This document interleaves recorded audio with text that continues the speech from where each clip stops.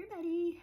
So this is week or chapter 4 of Made to Crave. And this has been an amazing study for some of them are my clients that come on each week. It's every Thursday at 2 o'clock Eastern time. If that's you, if you'd love to do that, let me know. But it's been an incredible study because this book goes right along with how I coach. It's really been incredible, and it brings certain things to light that I teach.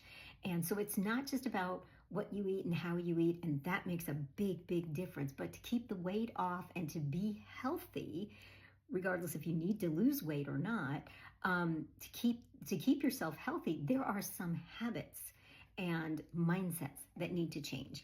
And so chapter 4 is talking about accountability and why that's so important, and how you can get that accountability, how that helps actually make things so much easier. So she talks about in chapter 4, she says, friends don't let friends eat before thinking. So she talks about the song Think It Over. And, stop in the name of love before you break my heart. Think it over. And she says that's very important because how many bad choices, she says, and severe consequences could have been averted with that 3-word simple statement. Think it over. If we thought about things a little bit before we actually did them, that is going to make a big difference. It's the reaction. It's the craving, and we automatically do this because we think we have no other choice. And we're not thinking it through, and we're not making decisions, we're reacting. And so she says, for me, one of the most effective accountability measures has been mutually tracking progress with friends. And I usually tell clients that from the beginning. Do you know somebody who's trying to get healthy? Do it with them. I did it with my husband. It made a big difference because we're in the same household, we're eating the same foods, and I'm cooking the same things. So I'm cooking healthy, but we're having the same mindsets changes and things like that about eating healthy. It made a big difference for sustainability. So if you do this, she says, if you do this healthy eating plan, it will work. She had to change that statement, cling to that statement and change her mindset about things. If her friend was doing it, she could do it. And that's how it works for most people. You find somebody who helps, who's doing it with you, they're doing it, you can do it. If you have a coach who comes in and says, I've done it, and here's what you need to do, that gives you another level of accountability and another way of thinking about, okay, she did it, my friend's doing it, I can do it too.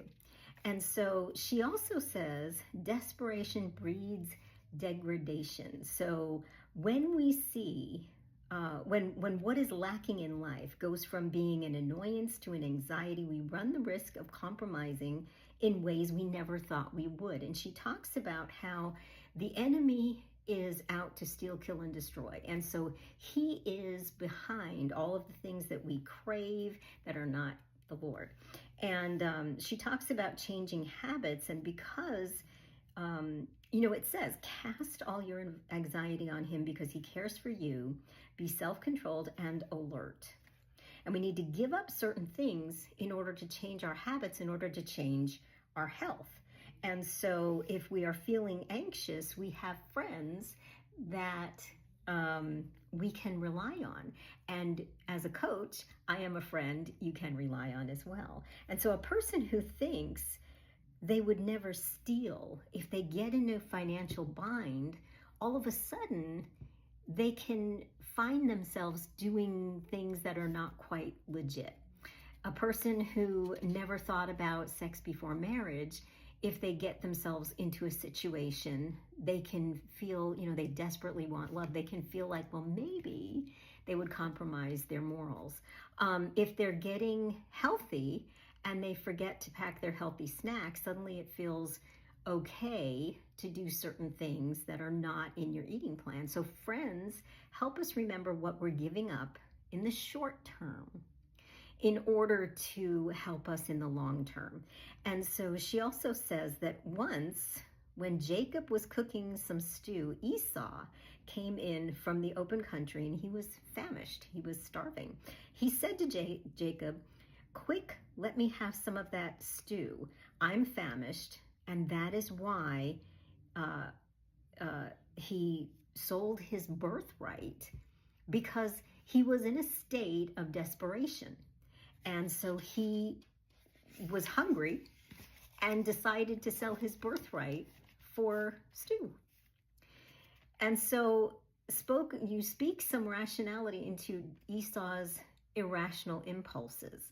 So she says, a voice of reason and rationality. If she could press through with her withdrawal days, so could I. So she's looking at other people. She's looking at her friend, and people are looking at their coach, me. I've done it too. If we have done it, if we are doing it, it makes it easier for them to do it. And so you don't need to get to that point of desperation. And so suddenly she said she felt great and she was strong. She went, day after day having difficulty with these decisions and this having mental clarity about what she was doing to get to that point. And so giving up those things and what that would mean for her. Short-term giving up things for long-term success. But eventually, one day, all of those difficulties vanish. And I tell this to my clients all the time. After a while, the body follows the mind.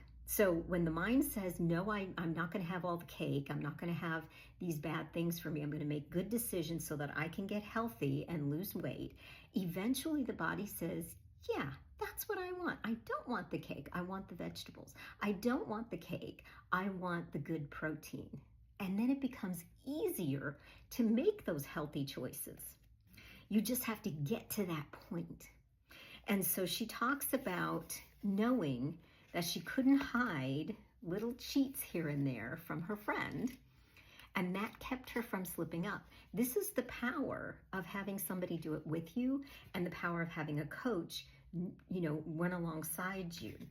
And so she says, I didn't think I could go day to day with those staples of my daily eating patterns, but seeing the success of her friend, and for my clients seeing what I'm encouraging them to do because I've done it, then that became, that gave her brain permission to stop in the name of love and think it over for what she's doing, making those better choices.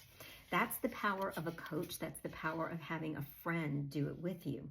She says, let your love for your friends who are standing with you and your love for the Lord, who wants you to honor him in the way you treat your body, and make you think it over. And she says, accountability is crucial. And I'm telling you, accountability is crucial. It is very important that you are accountable for your health. The Bible tells us we can, we are supposed to steward our body well. And the way we do that, the world, our society, our food industry makes that really, really hard. But a coach and having a friend for accountability, and we have some other things too. My clients have a community on Facebook to also bring accountability. Those things are going to help make it so much easier for you. So she says, when a policeman comes checking the speed of passing cars. These are all things that make you consider things. You're less likely to speed when you know that the police officer is out there. When you have a meeting with your boss first thing the next morning, you're more likely to be on time than maybe if you didn't have a meeting with him. And she talks about several scenarios like this. So it's really important. It's crucial to have accountability when you are trying to make better choices, when you're trying to make good decisions, when you're trying to accomplish something big in your life, so that you're not craving those things that are bad for you and you're craving the one you should be craving. So that's what she's talking about in chapter 4. I'll be back next week with chapter 5.